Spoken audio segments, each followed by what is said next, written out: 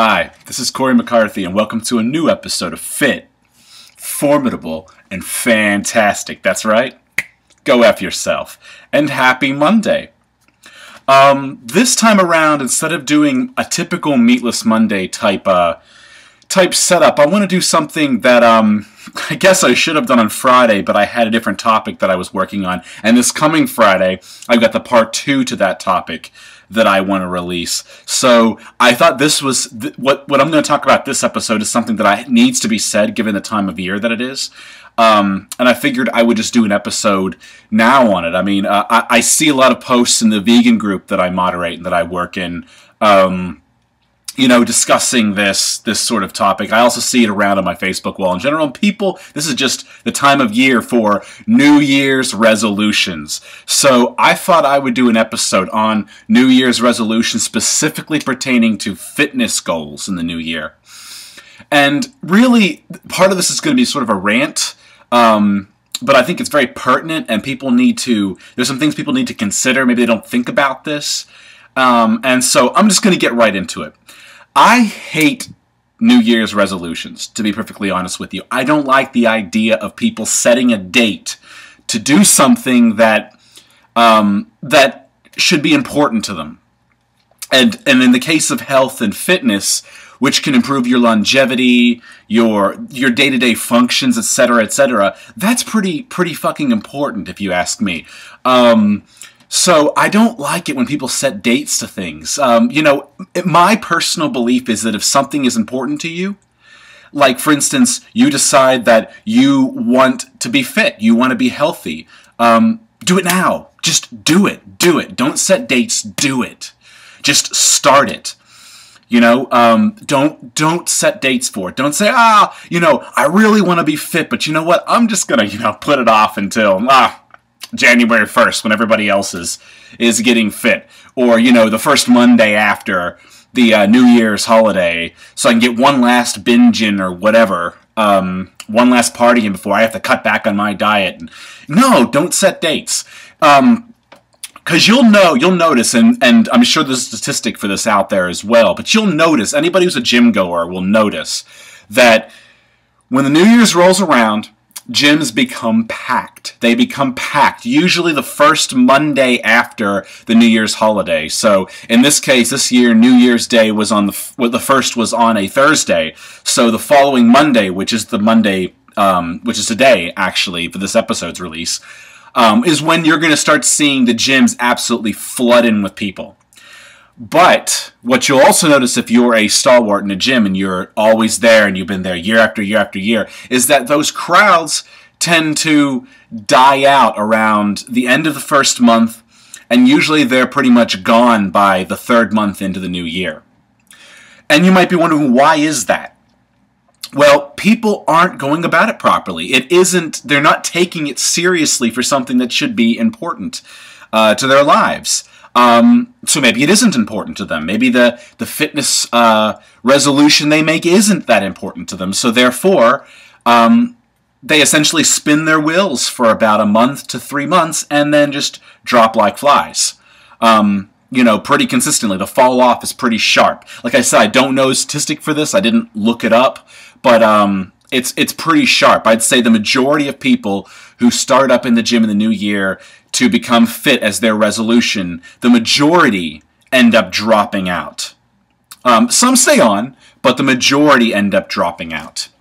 So this leads to me to, what can you do? What can you do about this? First of all, I do want to say that I think it's admirable to have a fitness goal. I'm not ragging on people wanting to get fit or wanting to get healthy. Don't take this the wrong way.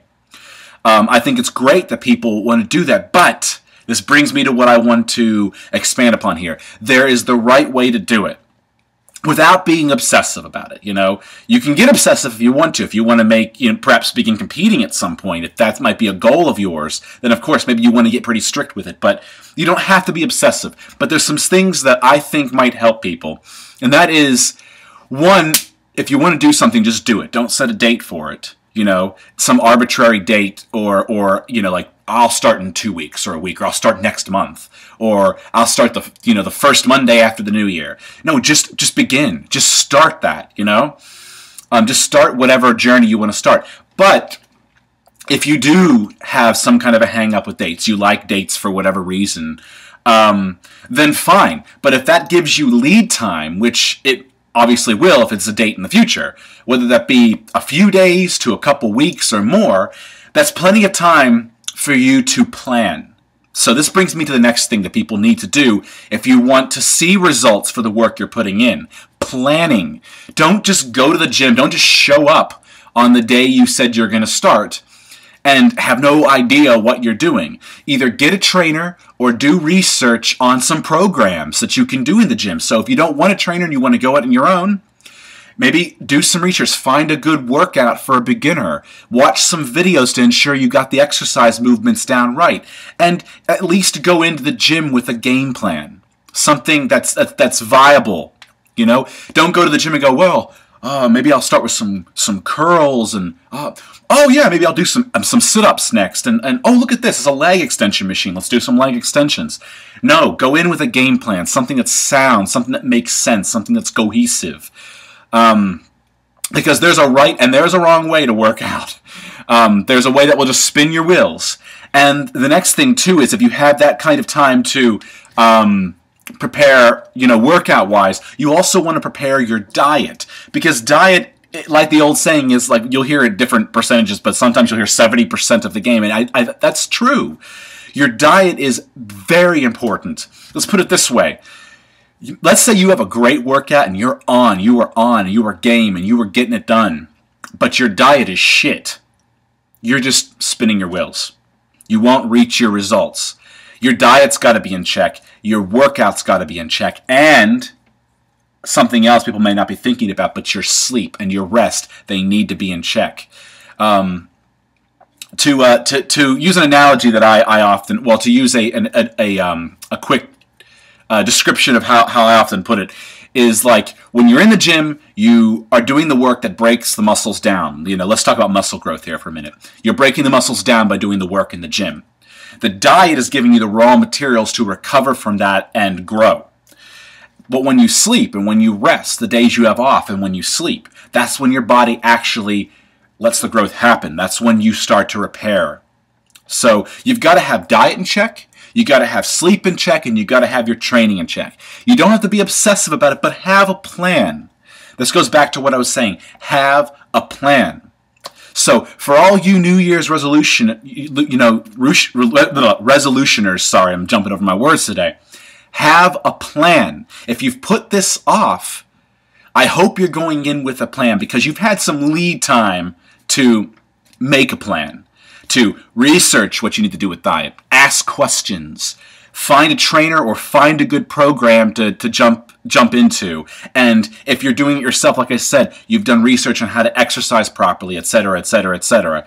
And you're trying to shoot for better bedtime schedule. So perhaps, you're shooting for a good 8 to 10 hours of sleep at night. Or if your schedule doesn't allow for that, you're at least trying to get some naps where you can and trying to at least get 6 hours or to 8 hours a night and getting some naps where you possibly can to catch up on extra recovery time for yourself. So I think it's great that people want to get fit. I think it's great people want to be healthy. That's what this channel is all about, helping people reach those kinds of goals, having a better, fitter, and fantastic life. But you got to have a game plan. You got to have a game plan. You can't just wing it. You can't just take a shot in the dark and hope for the best, because here's what happens. If your diet, your training, your sleep aren't in check, you're just spinning your wheels. What's going to happen is you're going to find that you're putting in what you might perceive as a lot of effort on your first month in the gym during your New Year's resolution to get fit and get healthy, but you're not seeing any results. Hell, you might be seeing, you might actually be getting worse. Like maybe you are ending up too sore with injuries because you're not doing things properly, or you're still eating poorly, or even eating worse, and you're either gaining weight or you're not losing weight. And you're just spinning your wheels and you're getting discouraged. That's what can happen if you don't have a game plan.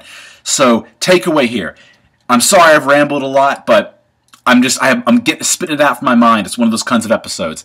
Have a game plan. Anyway, if you'd like to discuss this further, or if you'd like to, add something to it, whatever. Drop it in the comments below per usual. Otherwise, I'll see you guys on Friday for a regularly scheduled episode, which will be part 2 to the episode I did last week for the top 5 body parts that women find attractive on the male body, but it'll be the reverse this time. It'll be the top, whatever body parts that men find attractive in the female body and how women can play that up. So, I'll see you all then. Have a good week in the meantime. Stay fit, stay formidable, and stay fantastic. See you round.